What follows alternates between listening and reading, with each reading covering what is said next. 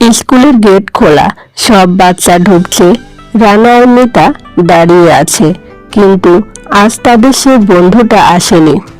মাঠে টিফিনের সময় তিনজন যেখানে বসতো সেখানে আজ একটা জায়গা খালি।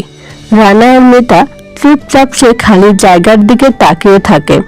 বাতাস নরম ভাবে বইছে। এক সহপাঠী এসে বলে, ও আজ আসেনি, ওর বাবা অসুস্থ, তাই কাজে গেছে। রানা আর মিতা একে অপরের দিকে তাকায়। স্কুল ছুটির পর রানা আর মিতা নিজেদের টিফিনের বাকি খাবার একটা ছোট ডিব্বায় ভরে দুজন মাটির রাস্তা ধরে হাঁটতে থাকে বন্ধুর বাড়ির দিকে। দূর থেকে দেখা যায় দুজন ছোট মানুষ হাঁটছে, হাতে খাবারের ডিব্বা। সূর্যের আলো লম্বা ছায়া ফেলে। বন্ধুত্ব শুধু পাশে বসা নয়, বন্ধুত্ব হলো পাশে গিয়ে দাঁড়ানো।